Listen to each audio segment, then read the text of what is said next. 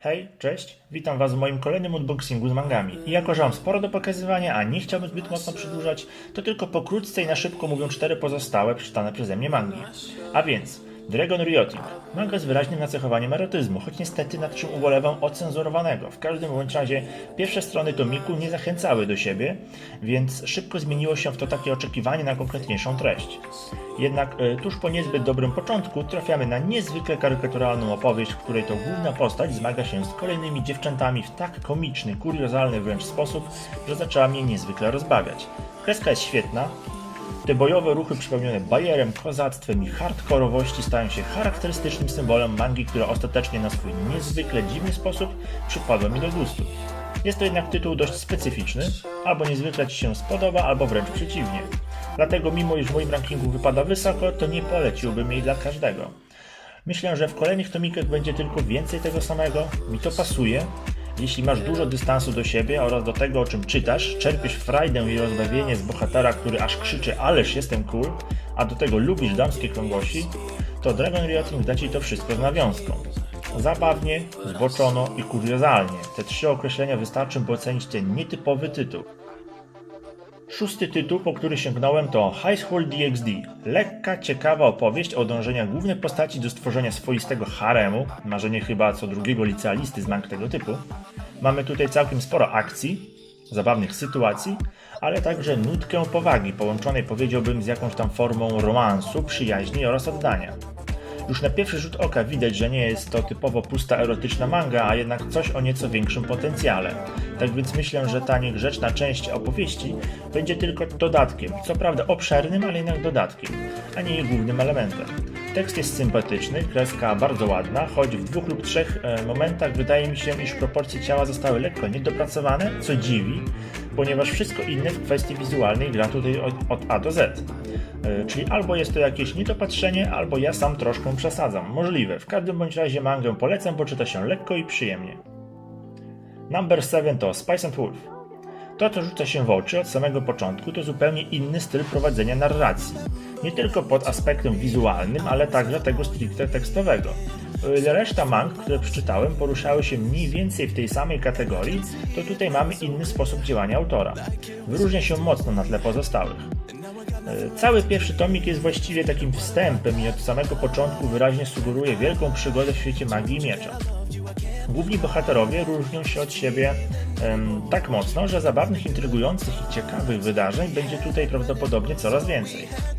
Kreska jest specyficzna, kojarzy mi się z takim nieco bardziej artystycznym podejściem do sprawy. Tak jak wcześniej wspomniałem, odróżnia się od tego, co widziałem w innych mangach. Nie można jednak zarzucić właściwie niczego złego. Ba, jest śliczna. Wydaje się, że same sceny z holo były rysowane 2 razy dłużej niż każda inna w tej mandze.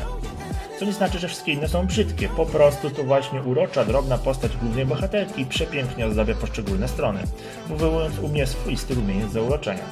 Bo o ile sama manga raczej nie sugeruje zboczonej opowieści, to jednak nie boi się nagości. Nie ma tutaj cenzury, za co wielki plus, bo nigdy nie lubiłem tego elementu w jakiejkolwiek formie przekazu. Manga była faworytem przed zakupem i muszę przyznać, że się nie zawiodłem, ponieważ pierwsze wrażenia są jak najbardziej pozytywne. To tytuł, który traktuje czytelnika poważnie, mamy tutaj przykład świetnego zrównoważenia zawartości opowieści. Jeśli tylko kolejne tomiki przyniosą troszkę więcej akcji, to myślę, że niemalże każdy znajdzie tutaj coś dla siebie. Zaszło to służąca przewodnicząca.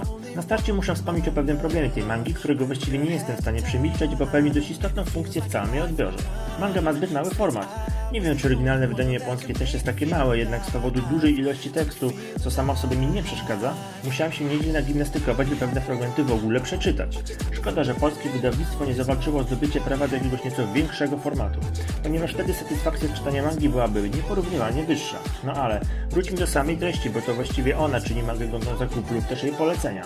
Opowieść jest bardzo dobrze rozpisana i nie ma tutaj zbyt dużej ilości miejsca na domysły. Co do kreski, to ma w sobie jeszcze tą nutkę starego stylu, jednak mi ona jak najbardziej pasuje. Najważniejsze sytuacje są przepięknie narysowane, te wszystkie zbliżenia w romantycznych i decydujących dla fabuły momentach są wręcz genialne.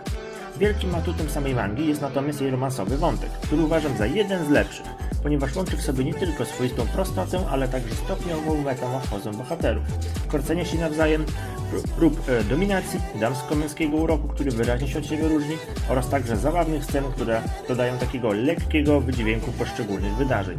Główni bohaterowie mangi są tak mocno charakterystyczni, że po prostu nie da się ich nie lubić. Natomiast sama postać Usuya niemalże dźwiga na plecach cały tytuł. Bez jego czarującego sposobu zachowania to wszystko wypadałoby blado i bezbarwnie. Manga potrafi być poważna wtedy, kiedy trzeba, co samo w sobie też jest sztuką i rzeczą, za którą ma u mnie zdecydowany plus. Czytając służącą przewodniczącą czułem się jakby czytając książkę z bardzo dużą ilością obrazków, ponieważ spędza się przy niej 2 razy więcej czasu niż przy innych tytułach. Czy to dobrze, czy źle? Po prostu inaczej. Mi się podobało nie licząc tej mikroczcionki. Wiem, że jesteście już pewnie zniecierpliwieni, jednak muszę wspomnieć jeszcze o nieco innym zakupie, który wydarzył się pomiędzy oczekiwaniem na zamówienie przeze mnie paczki. Po przeczytaniu tych 8 zakupionych okazało się, że zostałem z weekendową zmianą w pracy bez żadnego tuminka do przeczytania. Zakuło mnie to tak mocno, że pod wpływem chwili znalazłem na szybko fajną ofertę od osoby prywatnej z mojej bliskiej okolicy. I tak szarpnąłem się na 3 kolejne tytuły, a są to Stronę Lasu Świetlików, Twoje imię oraz Kajon. I żeby nie było, to właściwie 2 z nich i tak miałem na oku i zamierzałem prędzej czy później zakupić. A mówię tutaj o 2 pierwszych. Natomiast co do Kajon, to pojawił się on tutaj tak trochę na przyczepkę, jednak doskonale zdawałem sobie sprawę, że to raczej taka bardzo lekka, humorystyczna manga i w sumie fajnie dopełni tamte 2, raczej poważniejsze tytuły. Mangi są oczywiście używane, jednak w dobrym stanie, no może oprócz Kajon, bo nosi wyraźne uszkodzenia okładki, jednak w środku jest już zdecydowanie lepiej, a poza tym dostałem ten tomik za 5 zł, mimo iż w sklepach chodzi po całkiem wysokich cenach. Wiem, że mocno przedłużam, jednak jeszcze pokrótce opiszę Wam te tytuły. Twoje imię opowiada o młodej dziewczynie z malutkiej miejscowości, która marzy o tym, by żyć w wielkim mieście pełnym atrakcji i jakby mogło być przy tym przystojnym chłopakiem, to byłoby właściwie jeszcze lepiej. Tak się składa, że jej życzenie zostaje na swój nietypowy sposób spełnione. Jednak żeby nie było tak kolorowo, to zamienia się ciałem z chłopakiem, który w międzyczasie steruje też jej osobą. W mega skrócie to by było na tyle. Dopowiem tylko, że manga posiada naprawdę ładną kreskę i mimo troszeczkę mętnego początku to rozkręca się bardzo szybko i z każdą kolejną stroną jest już coraz lepiej. Mamy tutaj wbrew pozorom całkiem sporo humoru ze szczyptą romansu, chociaż na razie mocno zamglonego. Tytuł posiada wręcz fenomenalne oceny w sieci. Co do mojej skromnej opinii po pierwszym tomiku, to po prostu jest dobry. Chociaż właściwie nie wyrwał mi z krzesła, to czytało się przyjemnie. Manga składa się tylko z 3 tomików, a więc czy kupię jej kontynuację? Na pewno, ale może jednak troszkę później. I on to bardzo lekkodusza, nacechowana dziecinnie historyjka ze szkolnego życia, skupionego na zespole muzycznym. Dominuje tutaj raczej słodka kreska, która ma za zadanie dodać uroku całej otoczce świata. Natomiast opowiedziana przez autora historia spełnia wszystkie podstawowe funkcje, by zainteresować celownicą młodszego czytelnika. I to właśnie do nastoletnich dziewcząt jest ona głównie skierowana. Jedyną rzeczą, która w tej mandze miała szansę mnie zainteresować, był styl humoru i z ręką na sercu przyznaję, że co najmniej kilka razy pojawił się na moich ustach uśmiech. A jest 2, może 3 przypadki, gdy wybuchnąłem śmiechem. Tak więc zadanie uznaję za spełnione. Jeśli ktoś kojarzy Lucky Star, to Kajon bardzo mi ją przypomina, zarówno pod względem stylistyki, jak i stylu humoru. Czy będę szukał jej kontynuacji? No cóż, na pewno mam ochotę na więcej tych głupiutkich wydarzeń, bo są urocze. Ostatni tytuł z tej trójki to W stronę Lasu Świetlików, którego jeszcze nie przeczytałem. No ale oglądałem animację, więc mniej więcej wiem, czego się mogę spodziewać. Chociaż słyszałem, że w samej mandze są dodatkowe wątki. Mimo iż nie mam przekonania co do jednotomówek, to jednak muszę przyznać, że sama animacja była bardzo wzruszająca, tak więc jestem dobrej myśli. No dobrze, rozgadałem się troszkę, przepraszam, wróćmy do tego, co te kryski lubią najbardziej, tak więc do otwierania paczek. Mam tutaj 2 paczuszki, jedna jest z Jatty, natomiast druga od osoby prywatnej i jako, że zawiera coś specjalnego, to otworzę ją w drugiej kolejności. No dobrze, więc zaczynajmy.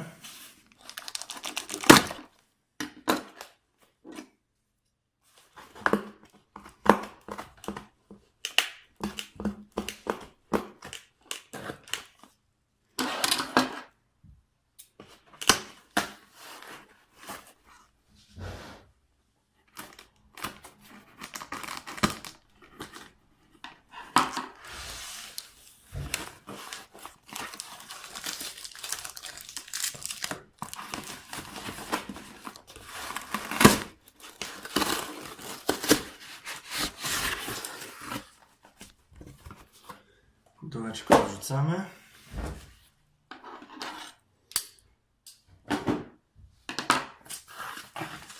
Mamy tu 16 sztuk mangi. Oraz widzę, że dostałem swoje przypinki, ponieważ przy pierwszym zamówieniu nie dostałem ani jednej. Widocznie po prostu brakowało w magazynie lub zostałem pominięty. Proszę. 4.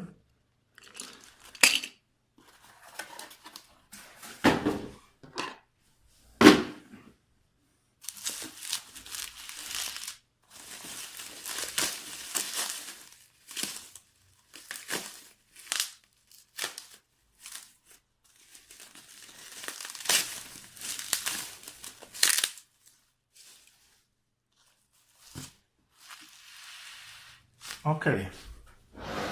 A więc tak.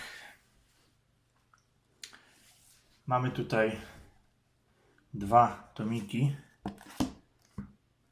Dragon's Rioting. Może to przełożę tutaj. Proszę. Drugi i trzeci. Ponieważ tak jak zresztą słyszeliście na mojej malutkiej recenzji, bardzo spodobała mi się ta seria. Tak więc no, mam nadzieję, że te 2 kolejne będą równie dobre.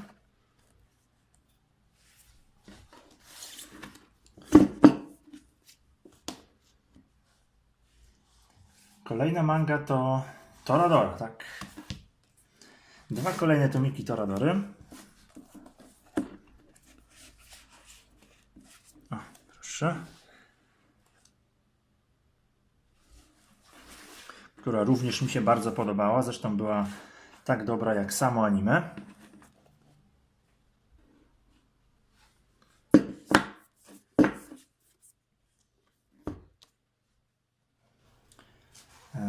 Dalej mamy Jak zostałam bóstwem.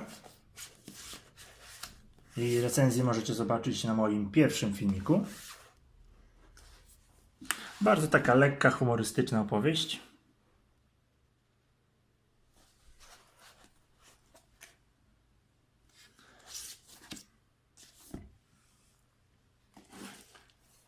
Tutaj mamy troszeczkę coś nowego, ponieważ jest to manga Ja Sakamoto. Jakiś czas temu wpadła mi w oko animacja dotycząca właśnie tej mangi. Znaczy chodzi o anime. I powiem szczerze, że no była na swój sposób naprawdę nieziemsko zabawna.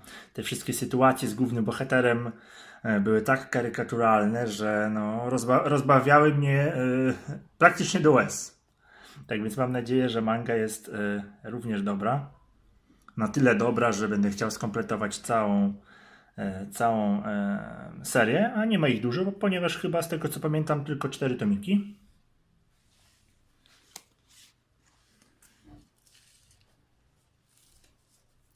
Kolejna manga to oczywiście Służąca Przewodnicząca, nie mogło jej tutaj zabraknąć. Mamy tu tomik numer 2. Aczkolwiek powinien być.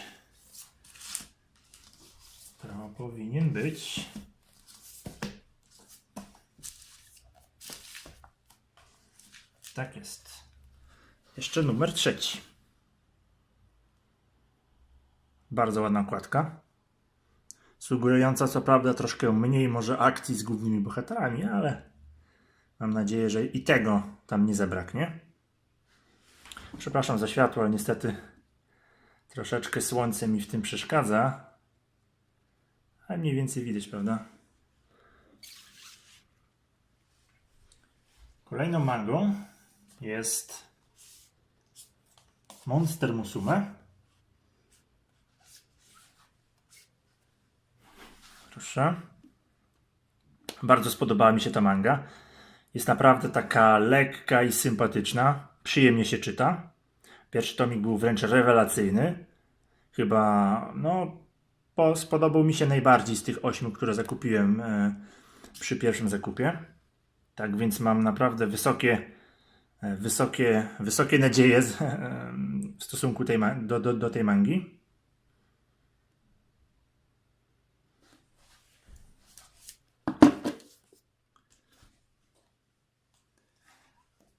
Kolejny tytuł to oczywiście High School DxD. No nie mogło go tutaj zabraknąć.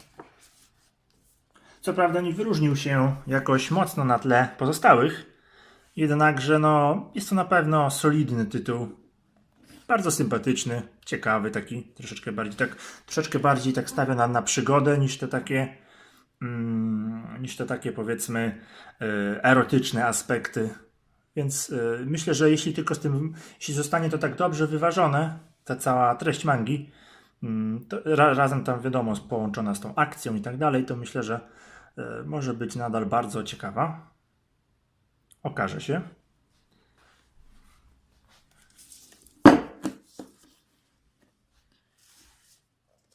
Kolejny tytuł to oczywiście Spice and Wolf.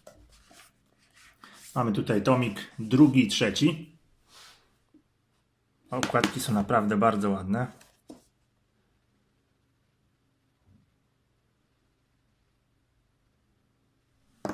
Dwójeczka i trójeczka.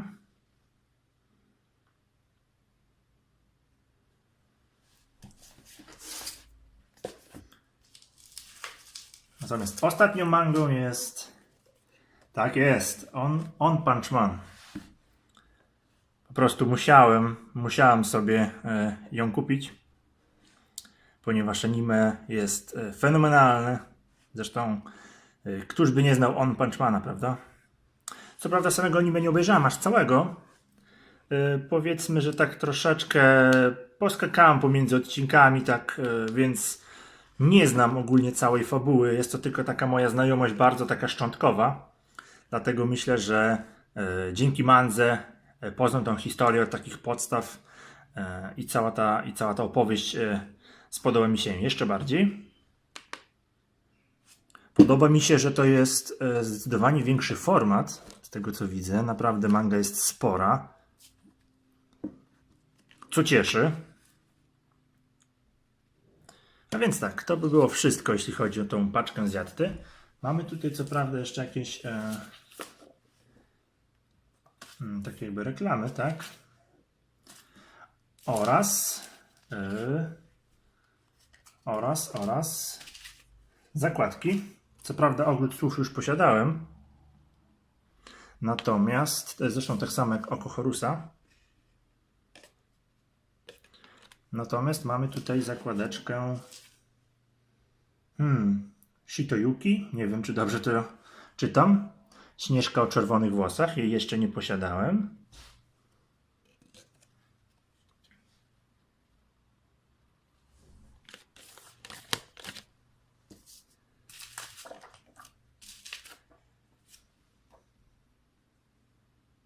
Kolejne różne wizytóweczki czy coś. Oraz podziękowanie za zakupy.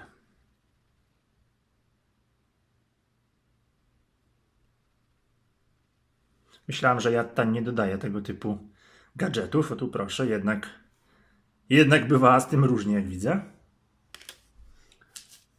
Tak, to wszystko. Dobrze, przejdźmy więc do rozpakowania paczki numer 2. Tak jak wspomniałem, jest w niej coś specjalnego, ale o tym za chwilę. No dobrze, a więc przyszedł czas na drugą paczkę. Niestety nie mieści mi się w kadrze. No ale no paczka jak paczka, tak? Przejdźmy do jej otworzenia.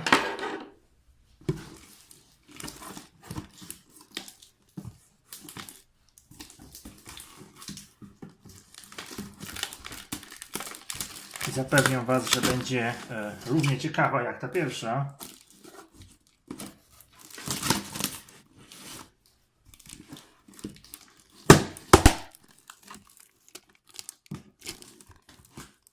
Okay.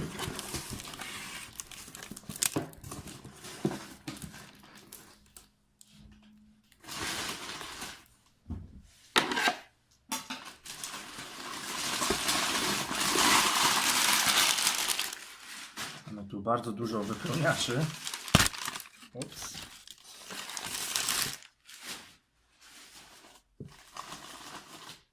A więc dokopałem się do pierwszych rzeczy z paczki.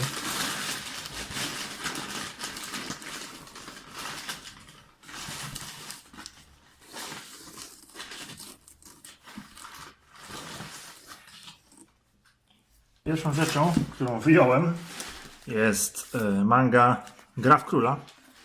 Proszę. Ops. Spada. Nie dam rady, tak? O, proszę bardzo. Sporo fajnych recenzji czytałem na jej temat. A że tutaj znalazłem fajną opcję zakupienia 2 tomików w całkiem promocyjnej cenie, to myślę, że no dam jej szansę. Może być całkiem ciekawa.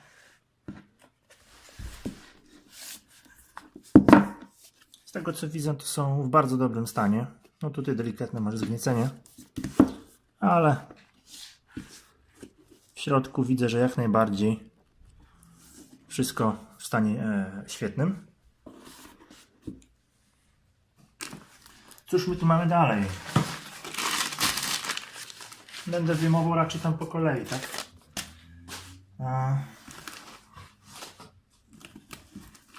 Mamy tutaj pierwszy tomik Golden Time. W sumie też jest na liście moich obserwowanych, tak? Więc postanowiłem, że skoro mam okazję kupić ją nawet w formie używanej, ale w dobrym stanie, to myślę, że warto jest się na nią szarpnąć. Tym bardziej, że prędzej czy później tak chciałbym ją, że tak powiem, wypróbować. Więc teraz będę miał okazję, tak? Co do recenzji, to w internecie są dość mieszane. Ale myślę, że jeśli tam, powiedzmy, humor przypadnie mi do gustu, to jest szansa na to, że za jakiś czas być może szarpnę się na jakąś kontynuację.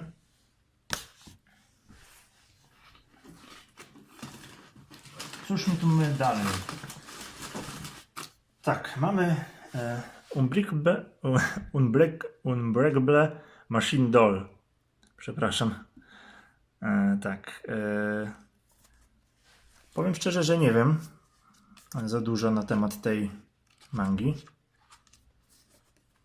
Wydaje się dość taka ładna wizualnie. No, miejmy nadzieję, że historia będzie na tyle ciekawa, że przypadnie mi do gustu. No, na pewno historia ma coś wspólnego z jakąś tam formą androidów. Prawdopodobnie główna bohaterka jest też androidem. Nie wiem, zgaduję. Ale zobaczymy.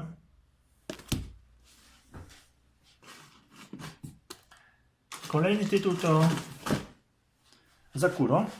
I tak jak w przypadku Gra w Króla, mamy tutaj 2 tomiki.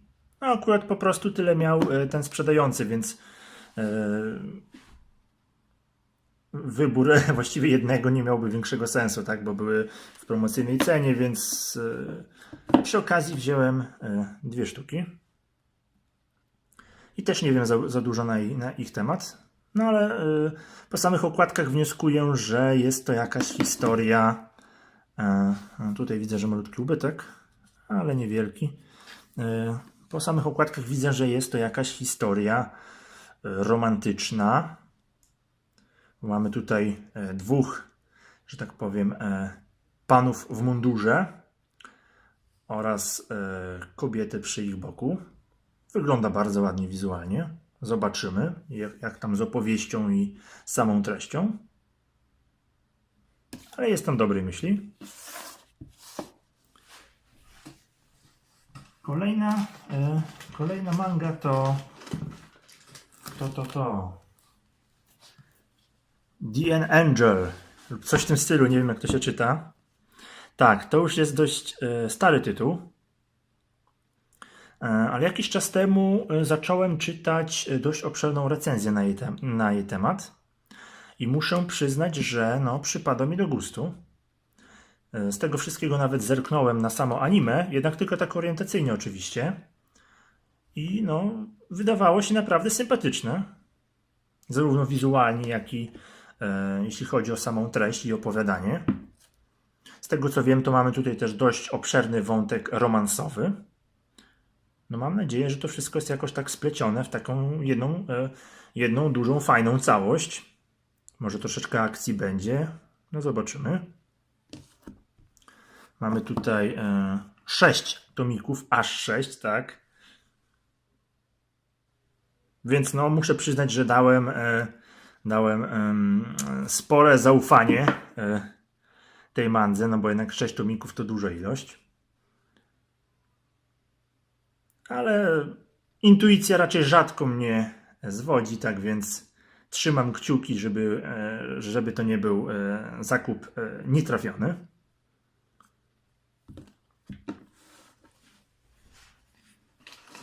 Kolejnym w kolei jest tomik pierwszy magii i powiem szczerze, że jest on chyba dodany jako gratis, ponieważ nie przypominam sobie, żebym go zamawiał. Pamiętam, że ta osoba miała ten tomik w swojej ofercie, jednak ja go chyba nie dodałem do samego koszyka. Dziwne.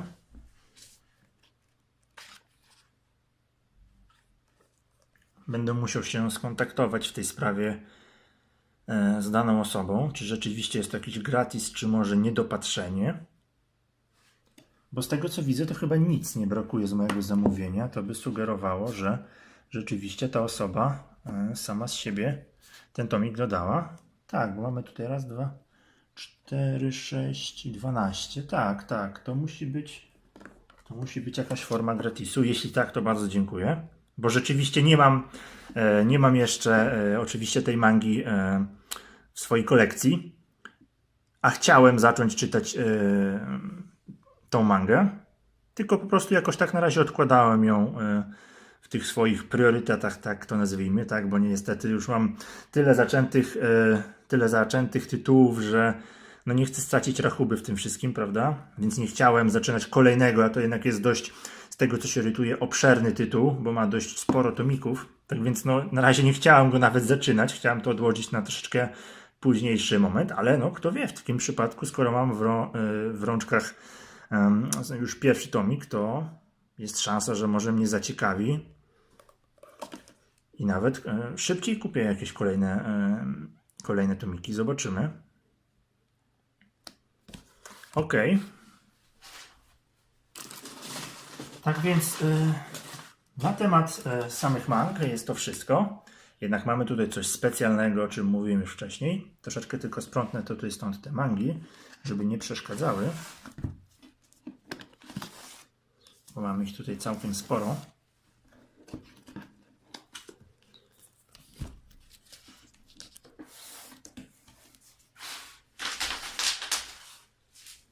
Ok. Więc przejdźmy do ostatniej rzeczy, którą zamówiłem.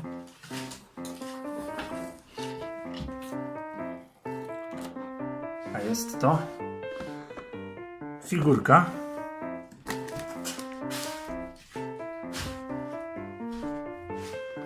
O, proszę. Producentem figurki jest prawdopodobnie Sega, z tego co widzę.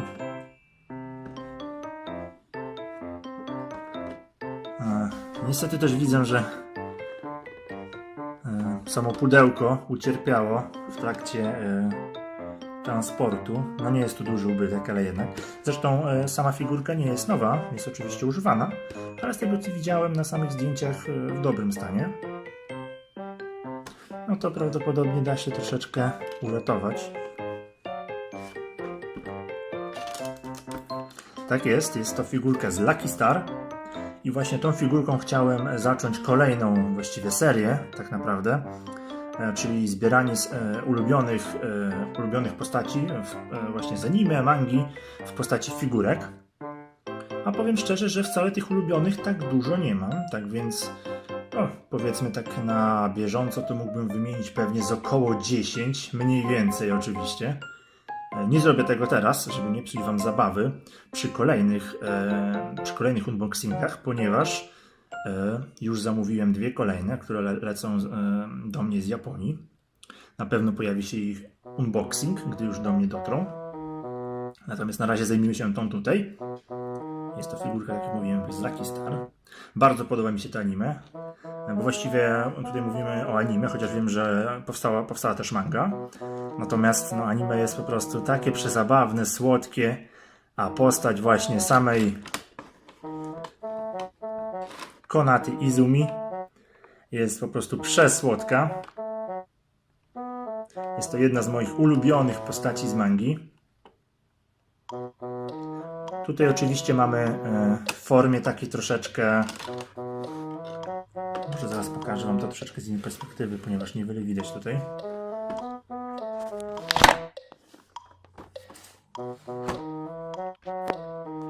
O, proszę, tak troszkę więcej widać. Natomiast postać Konaty Izumi zawładnęła moim sercem. Oczywiście w tej formie, tak jak widzimy, mamy tutaj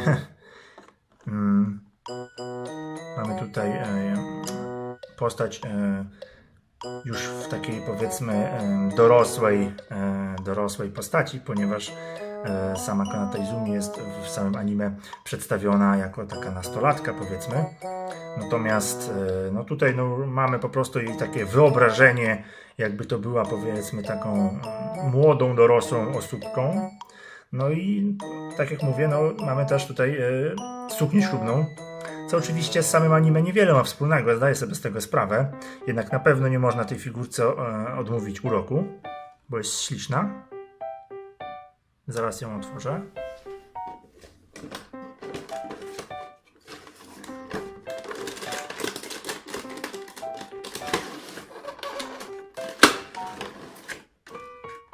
Tak jak w przypadku wcześniej samych mang, to tak jak tutaj, będzie to moja pierwsza figurka.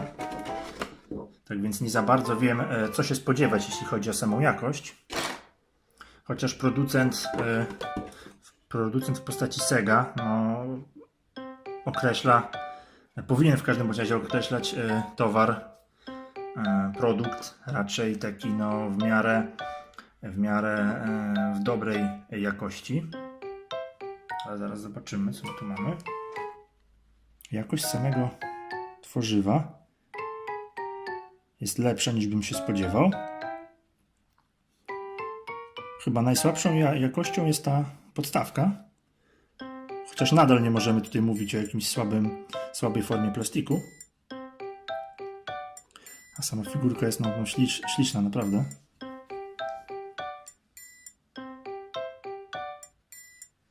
Urocza.